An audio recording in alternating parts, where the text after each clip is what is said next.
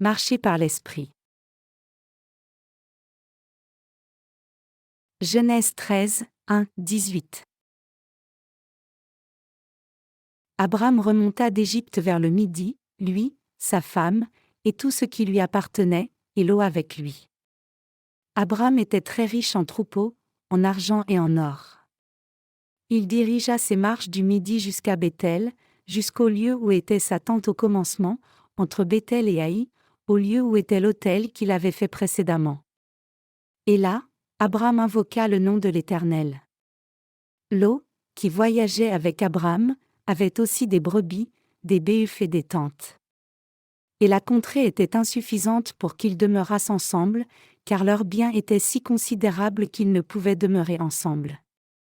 Il y eut querelle entre les bergers des troupeaux d'Abram et les bergers des troupeaux de Lot. Les Cananéens et les Phéréziens habitaient alors dans le pays. Abram dit à Lot, qu'il n'y ait point, je te prie, de dispute entre moi et toi, ni entre mes bergers et tes bergers, car nous sommes frères. Tout le pays n'est-il pas devant toi? Sépare-toi donc de moi, si tu vas à gauche, j'irai à droite, si tu vas à droite, j'irai à gauche. Lot leva les yeux, et vit toute la plaine du Jourdain, qui était entièrement arrosée. Avant que l'Éternel eût détruit Sodome et Gomorrhe, c'était, jusqu'à Tsoar, comme un jardin de l'Éternel, comme le pays d'Égypte. Lot choisit pour lui toute la plaine du Jourdain, et il s'avança vers l'Orient. C'est ainsi qu'ils se séparèrent l'un de l'autre. Abram habita dans le pays de Canaan, et Lot habita dans les villes de la plaine, et dressa ses tentes jusqu'à Sodome. Les gens de Sodome étaient méchants, et de grands pécheurs contre l'Éternel. L'Éternel dit à Abram, après que Lot se fut séparé de lui, « Lève les yeux, et, du lieu où tu es, regarde vers le nord et le midi, vers l'Orient et l'Occident, car tout le pays que tu vois, je le donnerai à toi et à ta postérité pour toujours. Je rendrai ta postérité comme la poussière de la terre, en sorte que, si quelqu'un peut compter la poussière de la terre, ta postérité aussi sera comptée. Lève-toi, parcours le pays dans sa longueur et dans sa largeur, car je te le donnerai. » Abram leva ses tentes, et vint habiter parmi les chênes de Mamré, qui sont près d'Hébron. Et il bâtit là un autel à l'Éternel. Abraham est devenu riche grâce à sa femme. Selon la lecture des Écritures d'aujourd'hui, Abraham était très riche en troupeaux, en argent et en or quand il a quitté l'Égypte. Sa famille avait beaucoup de possessions. Abraham a pu obtenir toutes ces possessions grâce à sa femme, Sarah. L'histoire de la façon dont il a obtenu cette grande richesse est celle-ci: quand le roi égyptien a voulu prendre Sarah pour femme à cause de sa beauté, Abraham a eu peur pour sa propre vie et a dit, « Elle n'est pas ma femme, mais ma sœur. Tu peux la prendre. » Donc Abraham a vendu sa femme au roi égyptien. Sur approbation d'Abraham, le roi l'a amenée dans son palais avec l'intention de l'épouser, mais Dieu est intervenu et a envoyé une plaie sur Pharaon et sa maison. Dieu a probablement fait venir sur Pharaon de terribles fléaux. Cela a troublé Pharaon et il est retourné vers Abraham en disant, « Pourquoi m'as-tu trompé? Dépêche-toi de reprendre ta femme. » Nous étions tout près d'être entièrement détruits par cette situation.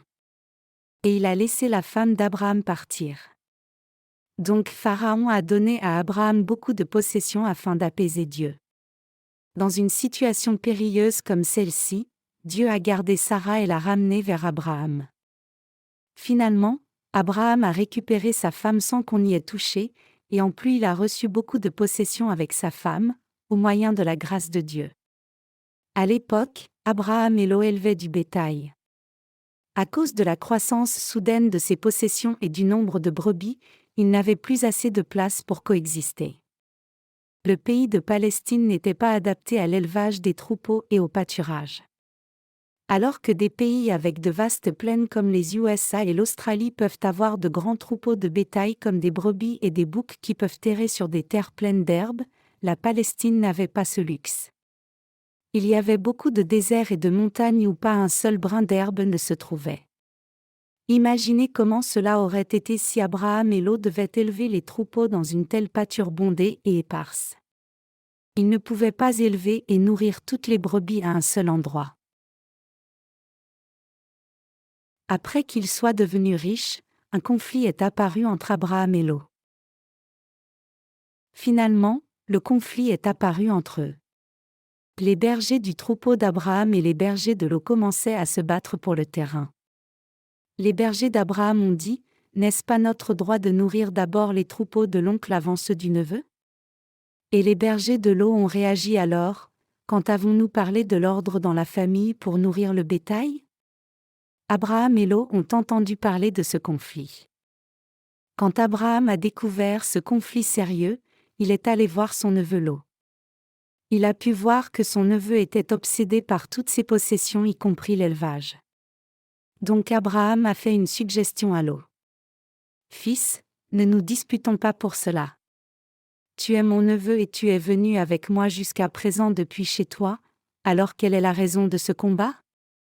Si tu vas à gauche, j'irai à droite, si tu vas à droite, j'irai à gauche. » Donc Lot a choisi le pays de Sodome, où c'était bien arrosé et vert partout. Pourquoi a-t-il choisi de descendre à Sodome ? À l'époque, Sodome était un pays très fertile. La Bible dit qu'avant que le Seigneur n'ait détruit Sodome et Gomorrhe, les plaines du Jourdain étaient bien arrosées de partout et c'était comme le jardin du Seigneur. Abraham a laissé Lot choisir le premier, et Lot a choisi sans hésitation de prendre toutes les plaines du Jourdain. Quand il a regardé, il a vu de l'eau claire et de l'herbe verte répandue partout devant lui. Quand Lot a dit « J'irai de ce côté », Abraham a répondu « Bien. Alors je choisirai l'autre côté. » Il avait déjà pris la décision de se séparer de son neveu. C'est ainsi qu'ils se sont séparés longtemps après avoir cheminé ensemble depuis leur patrie. Donc Lot est allé vers Tsoar puis est entré dans le pays de Sodome et Gomorrhe. Il s'est installé là et a commencé à élever et augmenter son bétail. Mais Abraham est resté dans le pays de Canaan, qui était du côté opposé de Tsoar. Si vous continuez à lire le livre de la Genèse, vous découvrirez quelle est la fin de la vie de Lot. Quand Dieu a jugé le pays de Sodome et Gomorrhe, Lot et ses 2 filles ont été sauvés, alors que sa femme est devenue une statue de sel. C'est ainsi qu'il a perdu sa femme et tout ce qu'il possédait. De plus, il a couché avec ses 2 filles pendant qu'il était ivre et a donné naissance à 2 fils, qui ont été les ancêtres des Moabites et des Ammonites. Ces tribus étaient des gentils et ennemis typiques de Dieu et son peuple. Après que son neveu soit parti, Dieu s'est révélé à Abraham. Le Seigneur a béni Abraham en disant : « Lève les yeux, et, du lieu où tu es, regarde vers le nord et le midi, vers l'orient et l'occident, car tout le pays que tu vois, je le donnerai à toi et à ta postérité pour toujours. Je rendrai ta postérité comme la poussière de la terre, en sorte que, si quelqu'un peut compter la poussière de la terre, ta postérité aussi sera comptée. Lève-toi, parcours le pays dans sa longueur et dans sa largeur, car je te le donnerai. » Genèse 13, 14-17. Ce dont j'ai parlé jusqu'à présent vient du passage des Écritures d'aujourd'hui. Frères et sœurs, gardez cela à l'esprit. Ce n'est pas juste une histoire du passé. Il y a quelque chose de très important que Dieu veut nous dire à travers cette histoire. Ce passage nous dit de suivre l'esprit, non notre chair. Quelle est l'implication réelle de ce qui est arrivé entre Abraham et Lot, et ce que Dieu a dit à Abraham ? Dieu à travers cette histoire nous dit de suivre la direction de l'esprit, pas notre chair. Comme vous l'avez vu dans l'Écriture, Lot a poursuivi ses désirs physiques sur la base de ce qu'il a vu de ses yeux. Le conflit entre Abraham et Lot a aussi été causé par l'envie de Lot. Puisque Lot poursuivait les possessions tangibles au lieu de ce qui appartenait au Dieu invisible, ils ont fini par se séparer. Finalement, Dieu a détruit Lot qui a poursuivi seulement sa chair, mais il a béni Abraham qui marchait par l'esprit.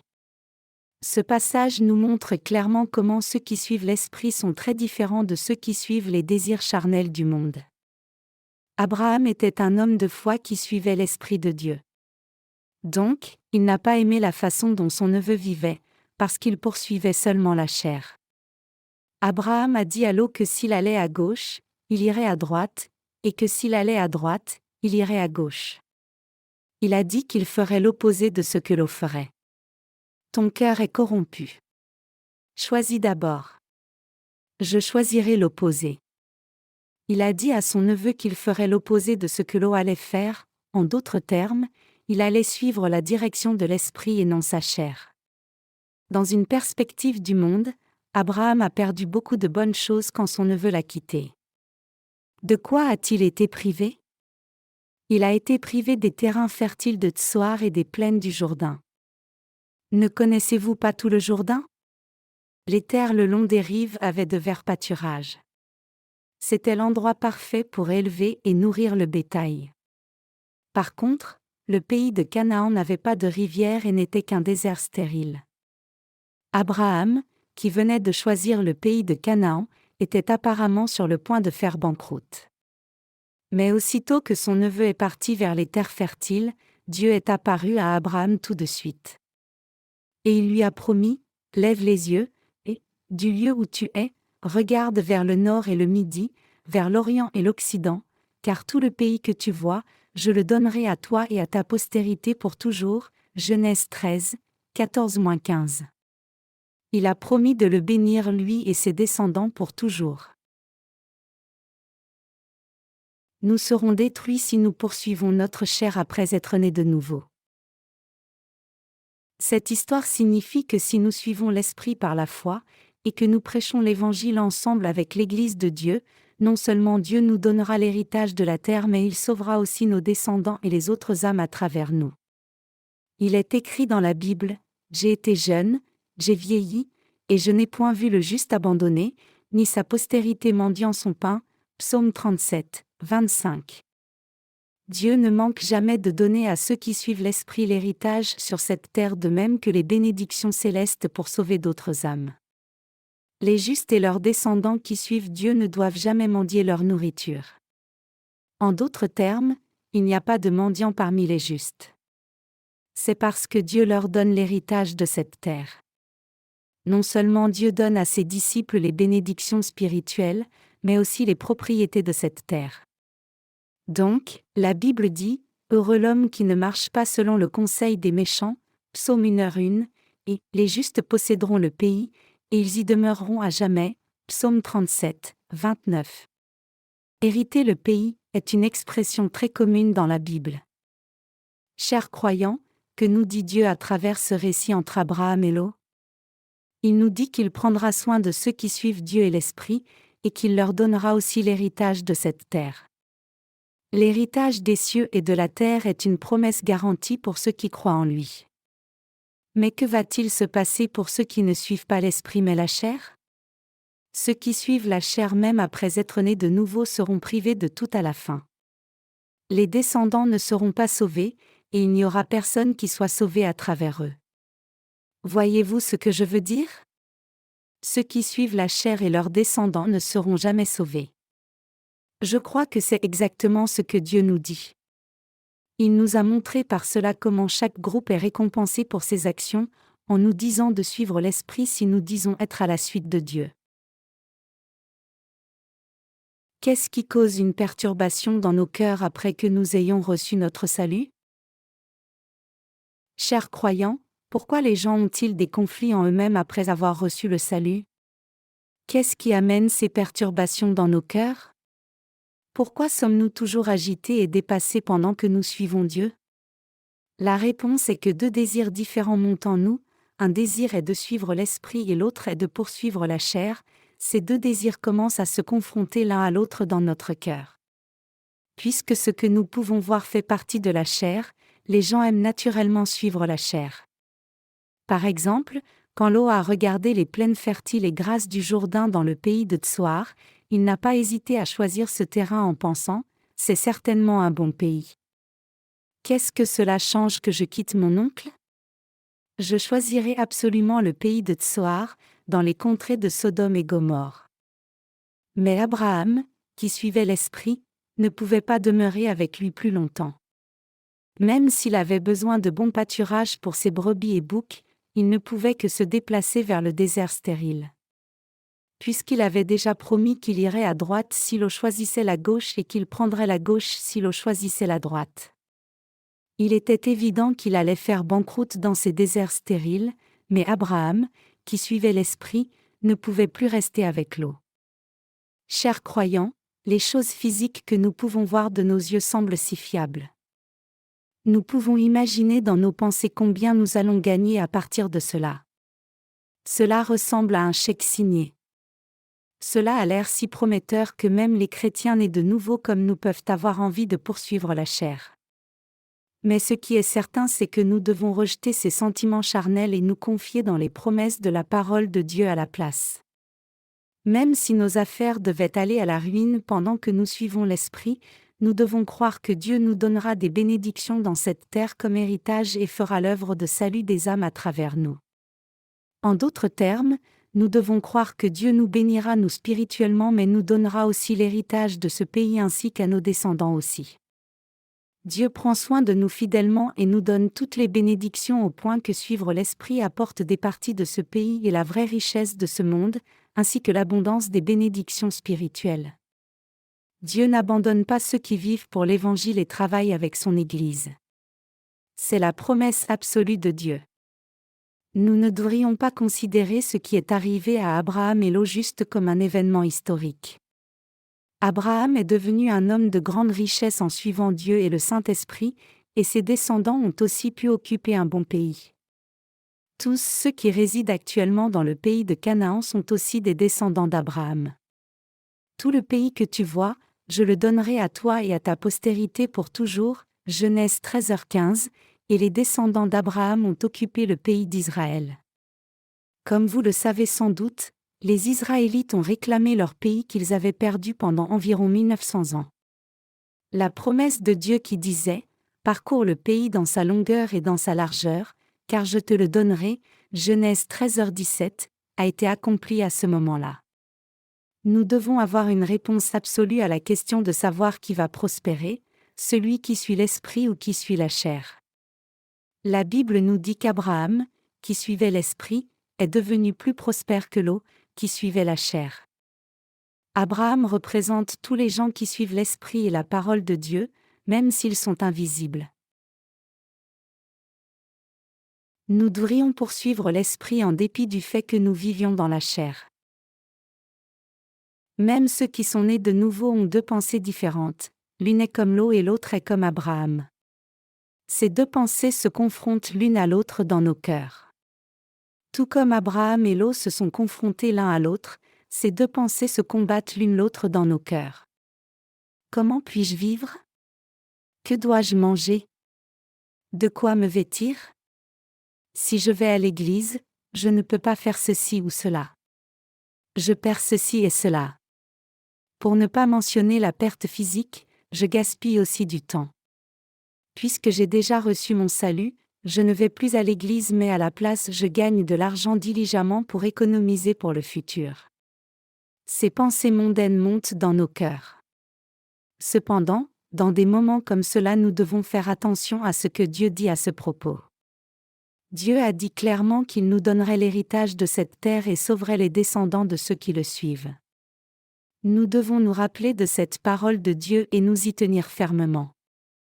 Lorsque ces désirs charnels de poursuivre la chair arrivent, nous devons les rejeter et plutôt suivre la direction de l'Esprit. Chers croyants, même si nous vivons dans le corps de chair, nous devons poursuivre l'Esprit et chercher ce qui plaît à Dieu. En d'autres termes, nous devons poursuivre l'œuvre qui nous unit à l'Église et son Évangile. Quand nous investissons notre temps et notre argent dans la diffusion de l'Évangile, Dieu nous bénit et nous aide pour le reste de notre vie. Le Dieu Tout-Puissant garantit une telle vie bénie. Il nous protège. Croyez-vous cela? Ce n'est pas quelque chose que nous pouvons accomplir par nos propres efforts. Seul Dieu peut faire cela. Ce matin, j'ai reçu un appel téléphonique du frère Onjian. Il m'a dit que le frère Gwansuk Shim, qui n'a pas fréquenté l'église depuis pas mal de temps, a décidé de revenir à l'église. Frère Onjian a dit, l'évangéliste Park s'est précipité pour aller le voir. Va rapidement le ramener à l'église. Maintenant, il reprend ses esprits. Frère Chim est un homme d'affaires tout comme frère Anne. Mais il râlait et se plaignait tout le temps. Sa maison est pleine de bouteilles de liqueur vides. Certaines bouteilles de liqueur sont enveloppées dans des sacs de plastique noirs et posées au coin de sa chambre. Quand je les vois, je prétends ne pas voir les liqueurs. Boire en soi n'est pas problématique parce que c'est correct de boire une fois de temps en temps même si vous venez à l'église. Cependant, son excuse pour manquer les cultes de l'église était qu'il ne pouvait pas gagner d'argent quand il fréquentait chaque culte ou réunion de l'église. Il disait qu'il souffrait une grande perte en venant à l'église. Il disait qu'il survivait tout juste et qu'il ne pouvait pas gérer sa vie s'il fréquentait l'église régulièrement. Frères et sœurs, je peux vous garantir ceci. S'il avait marché par l'esprit avec l'église, Dieu l'aurait aidé, sans faute. Ce n'est pas mon opinion personnelle. Je peux vous dire cela par la foi en la parole de Dieu. Nous devons premièrement être unis à Dieu. Il est dit, cherchez premièrement le royaume et la justice de Dieu. En tant que sauvés, nous devons faire notre travail correctement avant quoi que ce soit, et chercher l'aide de Dieu pour nos faiblesses. Alors Dieu nous aidera même dans les plus petites choses. Il nous aidera en tout temps. J'étais désolée pour lui quand il a dit qu'il ne pouvait pas venir à l'église parce qu'il ne pouvait pas gagner d'argent. Mais tout ira bien pour lui une fois qu'il s'unira à l'église de Dieu, mais il pense que je dis cela seulement en tant que pasteur pour le faire venir dans mon église. Il pense à mon exhortation et considère que c'est une manipulation de pasteur. Mais je promets à Dieu que ce n'était pas cela. Je ne conduirai personne vers l'église de Dieu si cette personne devait être ruinée par conséquent. Si j'amenais quelqu'un à Christ et que quelque chose périssait par conséquent, qui prendrait ce risque? Pourquoi un ministre ferait-il quelque chose de pareil? Si vous étiez dirigeant d'une église, feriez-vous cela à votre assemblée? Si vous saviez que la personne que vous conduisez à Christ allait périr, conduiriez-vous cette personne à Christ? Nous ne sommes certainement pas les serviteurs de Satan. Nous conduisons les gens parce que Dieu a promis qu'il ferait prospérer ceux qui suivent son esprit. Les gens vivent par les bénédictions de Dieu. Nous ne vivons pas de pain seulement, mais vivons de toute parole qui sort de la bouche de Dieu. Vous et moi ne vivons pas seulement d'argent mais aussi des bénédictions de Dieu. Vous me comprenez? D'un point de vue mondain, Abraham qui n'avait pas de terre fertile comme l'eau semblait prendre le chemin où il allait périr. Si Dieu ne l'avait pas béni, son bétail et son troupeau seraient tous morts et Abraham aurait aussi péri.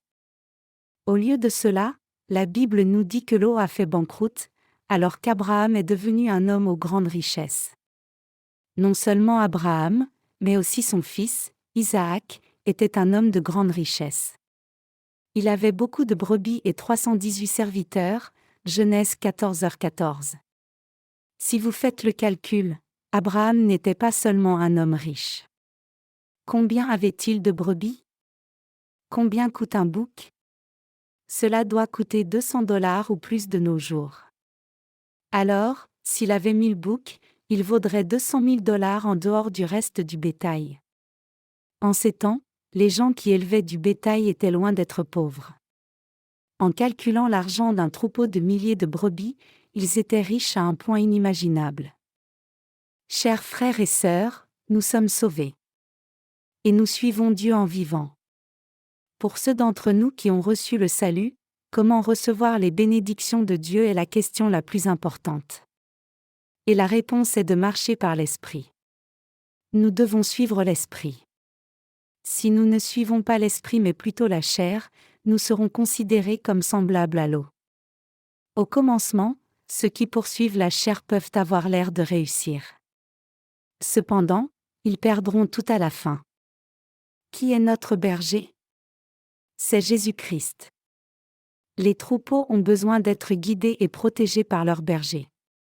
Nous pouvons apprendre comment suivre l'Esprit et travailler avec l'Église de Dieu, et prier Dieu en venant régulièrement à l'Église.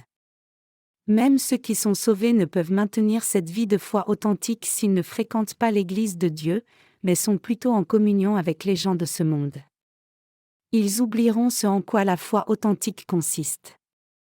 Les gens apprennent davantage sur la foi quand ils fréquentent l'Église de Dieu. Alors que devrions-nous suivre ? Même s'il n'est pas tangible ni visible, nous devons néanmoins suivre l'esprit et non la chair. Je vous dis de nouveau que nous devons suivre l'esprit et non la chair. Si vous et moi voulons être prospères, nous devons marcher par l'esprit. Nous devons aussi découvrir ce qui plaît au Seigneur, ce que Dieu attend de nous, comme la direction de Dieu est révélée, et ce que Dieu veut que son Église fasse. Quand nous comprenons toutes ces choses et servons Dieu en étant unis à son Église, Dieu nous aide en tout et déverse ses bénédictions sur nous. La Bible n'est pas juste un livre d'histoire. Les auteurs de la Bible n'ont pas inclus une telle histoire parce qu'ils n'avaient rien d'autre dont parler. Dieu dit ces choses à travers les auteurs pour que nous puissions clairement comprendre la réponse aux questions telles que: dans quelle direction aller après avoir reçu le salut? Que faire pour avoir du succès? La foi elle-même reste-t-elle authentique une fois que vous recevez votre salut? Non. Si nous continuons à suivre les désirs de la chair, notre foi devient de plus en plus faible, et la volonté de Dieu n'est pas claire pour nous. Regardons à nous-mêmes. Vous ne saviez rien quand vous étiez en dehors de l'Église, n'est-ce pas? Mais quand nous avons commencé à demeurer dans l'Église, nous avons connu Dieu et cru en lui et commencé à grandir comme le peuple de la foi qui peut suivre l'Esprit de Dieu de tout cœur. Alors que nous fréquentons l'Église de Dieu, nous apprenons davantage sur la foi, l'Esprit et la chair. Alors que nous fréquentons l'Église régulièrement, nous découvrons la volonté de Dieu et réalisons que nous devrions suivre le Saint-Esprit. Même quand nous vivons sur cette terre, nous pouvons expérimenter la protection et la main de secours de Dieu, si nous suivons l'Esprit. Nous pouvons expérimenter toutes les bénédictions de Dieu. Alors nous commencerons à comprendre ce en quoi la foi consiste réellement. Nous pouvons donner un conseil expérimenté aux plus jeunes chrétiens: fais cela. Mène une vie de foi de telle façon. Sois uni à l'Église. Marche par l'Esprit. Nous pouvons le faire seulement quand nous sommes unis à l'Église par la foi. Dieu bénit ceux qui sont attachés à son Église. Comme je l'ai dit au début de ce sermon, Abraham est devenu riche grâce à sa femme. Cela nous dit aussi clairement que les gens qui sont unis à l'Église peuvent être bénis. Tout comme Abraham est devenu riche à cause de sa femme Sarah, nous pouvons de même être bénis juste en étant unis à l'Église. Pour ne pas mentionner les bénédictions spirituelles, nous obtiendrons aussi des bénédictions physiques. Bien sûr, il peut sembler qu'il y ait beaucoup de choses que vous devez abandonner avant de commencer cette vie de foi. Évidemment, nous perdons nos amis, les membres de nos familles, et davantage en vivant notre foi en étant unis à son Église. Tout se passe comme cela au début. Cependant, quand nous apprenons à mener une vie authentique de foi en étant unis à l'Église, nous obtenons davantage que les choses que nous avons perdues. Et dès lors nous vivrons une vie abondante qui continue de gagner. En d'autres termes, nous aurons davantage de gains que de pertes. Donc, nous devons marcher par l'Esprit et vivre par la foi. Ceux qui travaillent avec l'Église devraient se considérer comme extrêmement chanceux. Peu importe quelles sont vos circonstances, l'Église prie toujours pour vous. Prier d'un même accord dans l'Église a un pouvoir remarquable. Malheureusement, il y a beaucoup de gens qui se sont aliénés du Seigneur et ne se sont pas unis à l'Église. Prions-nous pour ces gens?